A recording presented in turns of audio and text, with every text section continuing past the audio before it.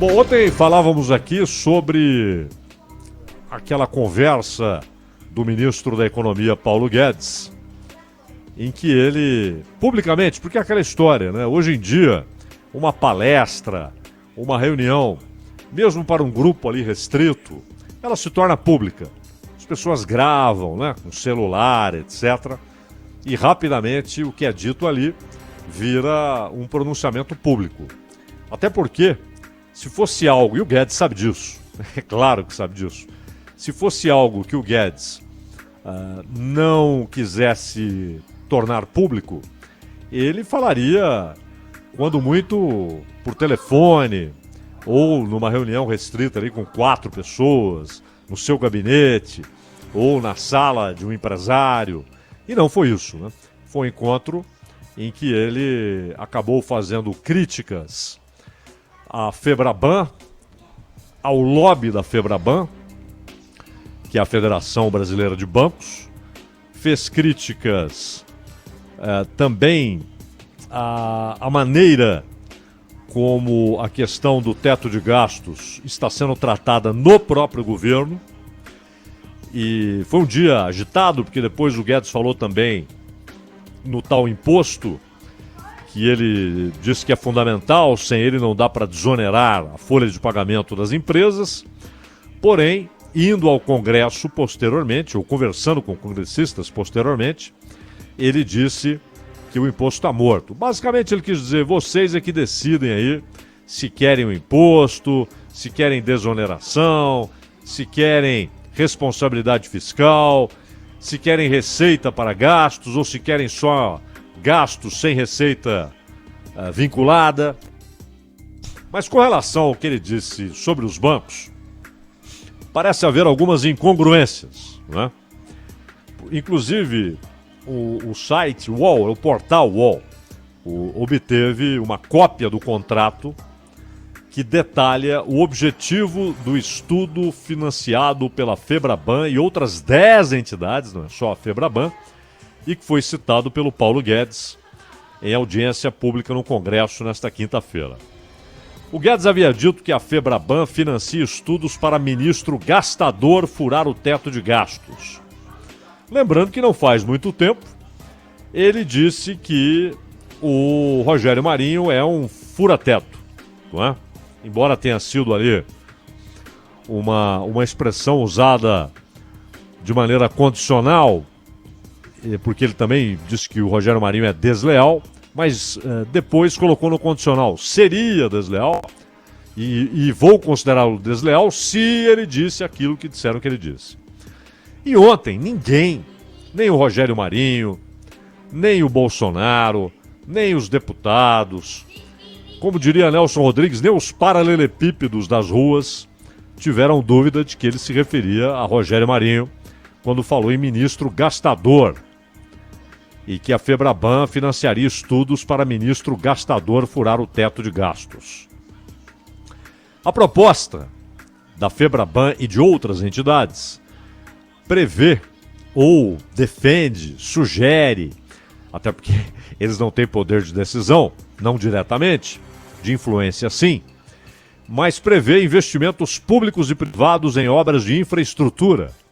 Convenhamos, inclusive que o próprio governo e outros governos, inclusive estaduais e tal, defendem faz tempo, não é? Parceria público-privada, convenhamos, não é uma invenção recente, é um negócio antigo. E no Brasil começou a ser usada com mais frequência na década de 90, né, do século passado, e, claro, neste século. Não só pelo governo federal, mas também por governos estaduais, municipais, na área da saúde, na área da infraestrutura. Aliás, o próprio projeto, ou digamos, o novo marco regulatório de saneamento, ele basicamente se ancora, se ampara, se apoia na ideia de financiamento privado em parcerias com o setor público. Ninguém vai privatizar rede de esgotos, mas ter investimentos privados na carente rede de esgotos que os brasileiros têm à disposição, tanto que quase metade da população não tem, de fato, uma rede de esgoto e de água tratada, se considerarmos o conjunto da população. Tem mais de 100 milhões de pessoas nessa situação.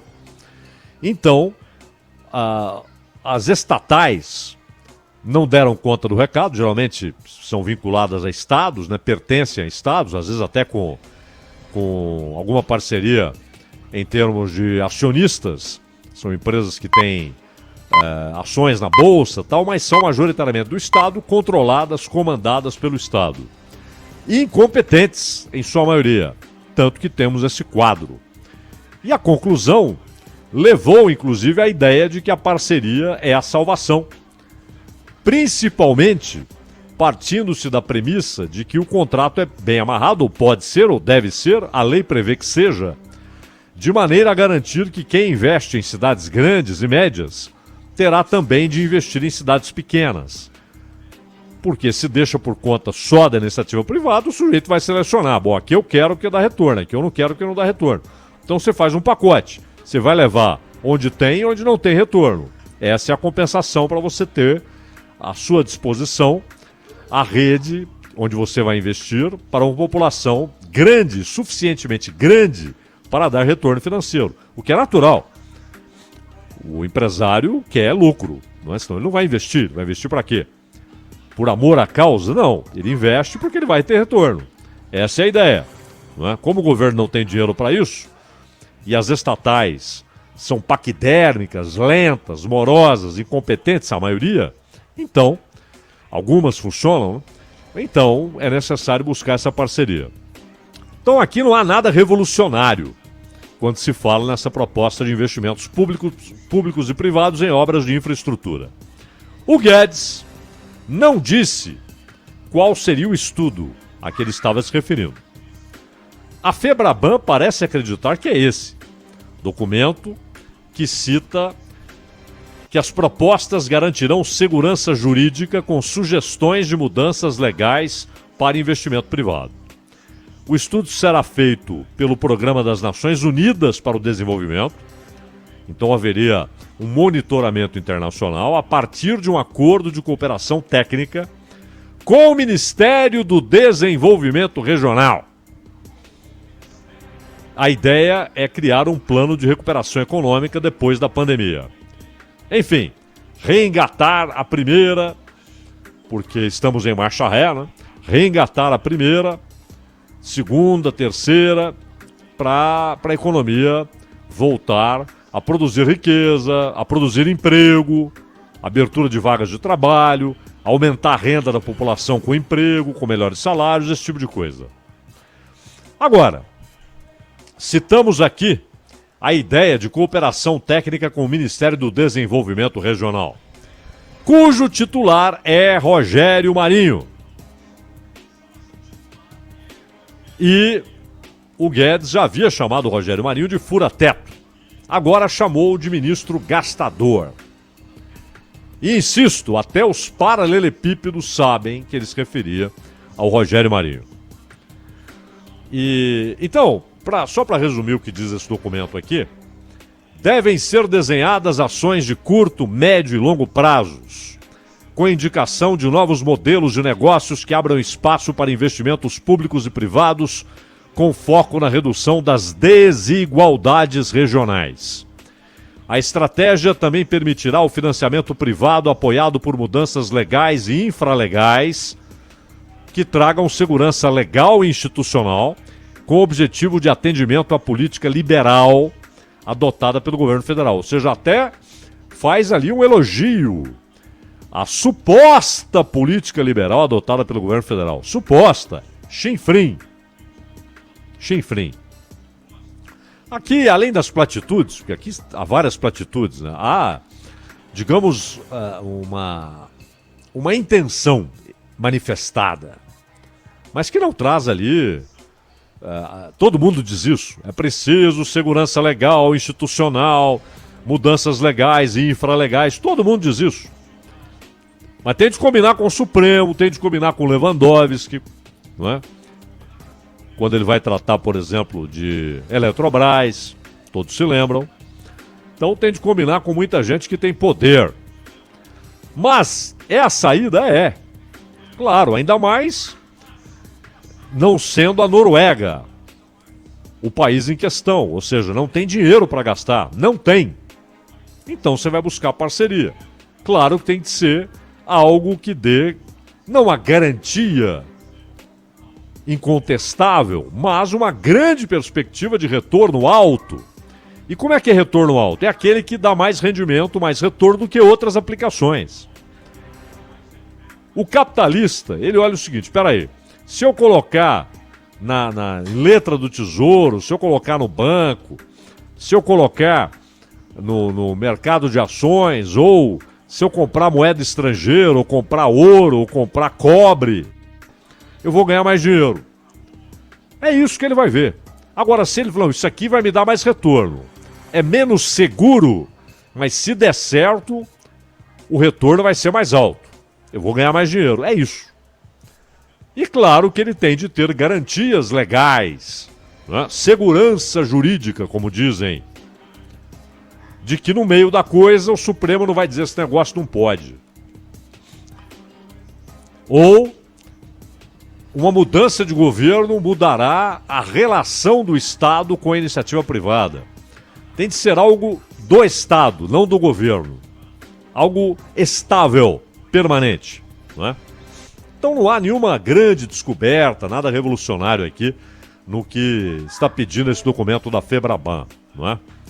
Agora, o que fica como pano de fundo é esse embate Paulo Guedes e Rogério Marinho. E aí são muitas as hipóteses, não é, Ronald? Por quê? Até pela maneira como o Bolsonaro lida com ministros que têm mais prestígio, né, que são mais conhecidos, que têm, digamos, algum brilho próprio, já sabemos que, de uma certa maneira, ele gosta de que haja uma pedrinha no sapato daquele sujeito. Não é? Então, algo que faça aquele sujeito gastar tempo e energia com aqueles embates. E o Rogério Marinho tem sido essa pedra no sapato. O Rogério Marinho é até engraçado quando de repente ele passa a ser apontado pelo Guedes como um fura-teto, gastador, etc. Porque não faz muito tempo, Rogério Marinho era visto como o liberal, né? Mr. Liberal. Mas ele foi liberal com direitos de trabalhadores. Aí é molezinha. Ele foi liberal na reforma trabalhista, na reforma previdenciária, e é claro que temos uma legislação trabalhista que é problemática não nos direitos dos trabalhadores, mas na relação de quem produz com o Estado. O que torna a produção cara no Brasil é, sobretudo e principalmente, a carga tributária e o custo das coisas. Outro dia conversamos aqui, há alguns meses, no começo do ano, com o Salomão, que é o presidente da Braspress. Ele falou o seguinte: 60% do nosso custo é segurança. Segurança para transportar. Por quê? Porque ele falou, tem lugar que é certo que se você não tiver um esquema de segurança, você vai ser assaltado, vão te levar a mercadoria. E falou, inclusive, que o problema é crônico no Rio de Janeiro. Nas estradas e nas avenidas da Grande Rio, da maravilhosa Rio de Janeiro, naturalmente maravilhosa e despedaçada, roubada, triturada pelos governantes incompetentes e corruptos, não é? E o Rio de Janeiro é apenas um exemplo, por exemplo, de uma empresa grande que é capaz de levar mercadorias para o Brasil inteiro, mas que tem de gastar 60% do seu custo total com segurança, não é? Então, as empresas têm um custo elevadíssimo com imposto e com aquilo que cai na geleia geral. Vamos citar aqui de passagem o grande Torquato Neto. Cai na geleia geral do chamado Custo Brasil. Estradas ruins, portos que não comportam a demanda, quase nada de ferrovia, problemas gigantescos na infraestrutura, falta de investimento em mão de obra qualificada, o Custo Brasil, essa geleia geral, que é resultado da incompetência do Estado, da corrupção, da roubalheira. Essa geleia geral é que arrebenta com as empresas. E, claro, o peso da carga tributária. Mas o Rogério Marinho balançou ali o condão para dizer, não. Vamos reformar a legislação trabalhista. E quem criticava, ele dizia, isso é saudosista do getulismo. Que bobagem, né? Que bobagem. Aliás, o governo Getúlio Vargas, de fato, fez coisas positivas, né? A carteira de trabalho, a previdência social, direitos dos trabalhadores, a CLT, que trouxe um caderno de direitos quando não havia nada. Era quase a Manchester dos tempos do capitalismo sem regras, né? Mas, ao mesmo tempo, ele centralizou o poder. O Brasil, até o final dos anos 20, tendia a um conceito de federação, sem dúvida, tanto que havia partidos estaduais. Mas a República, ela é também costurada por partidos estaduais, inclusive o Partido Republicano Paulista, de Itu. Por isso Itu tem essa ligação histórica com a República, né? Eles apoiaram ou deram uma força para aquela quartelada que derrubou a monarquia e estabeleceu a República com o Deodoro. Então, só que mais grave do que ter centralizado o poder, Getúlio, de 30 a 45, comandou uma ditadura, principalmente, ou desde 35, quando ele usa o combate a grupos extremistas para fortalecer demais o poder do governo, colocar sob seu poder até tribunais e o Congresso, e em 37 aquilo é formalizado no Estado Novo. E uma ditadura que, repito, dava piscadelas para o nazifascismo, não é? Então ninguém tem de ser saudosista em relação ao período em que havia um governo fascistoide, que trouxe conquistas importantes na área trabalhista, mas que foi um grande problema ao inchar o poder do Estado e, sobretudo, ao adotar práticas fascistas, né? A questão é essa. Quando falamos em direitos do trabalhador, não nos remetemos apenas à Carta de Lavori, do Mussolini, de jeito nenhum, né? Ali era o Estado querendo abraçar tudo, comandar tudo. O fascismo é, por natureza, ruim, degradante, ataca as liberdades individuais, as liberdades institucionais, os direitos, quer controlar tudo, da fábrica de pregos à escola. Não presta. O fascismo não presta. Então não temos de nos remeter à CLT ou à Carta dos Trabalhadores de Mussolini. Na verdade, podemos nos remeter a coisas muito anteriores. A social-democracia, não é? A ideia de que a riqueza produzida alcance também aqueles que fazem parte da produção de riqueza. Não apenas quem tem o capital, quem investe, claro que esse tem de ser remunerado. E quanto mais dinheiro ganhar, melhor. Quem investe no capital constante, quem garante o capital variável, o pagamento de salários, mas o assalariado, o trabalhador, deve participar da riqueza produzida, não é? E não ter apenas parte do seu trabalho remunerado, porque uma parte nem é remunerada, Agora, então é fácil ser liberal atacando direitos dos trabalhadores, como fez Rogério Marinho. Mas agora, a ideia de que ele é um liberal vai desaparecendo e dá lugar, pelo que diz o Paulo Guedes, ao sujeito que quer investimento público, ainda que em parceria. E o que o Paulo Guedes está dizendo é basicamente o seguinte: todos nós queremos investimento, queremos acelerar a economia, mas o governo não pode gastar o dinheiro que não tem. É simples assim, não é? Ou encontra recursos para investimento, ou não pode investir, a não ser, claro, com parcerias. Mas as parcerias não são sem contrapartida. A iniciativa privada quer a contrapartida do Estado. E o Estado tem de ter recursos para isso. Então, esse é mais um capítulo desse embate que, convenhamos, não é que gasta energia do Paulo Guedes e do Rogério Marinho. Gasta energia e tempo do país. Ronald.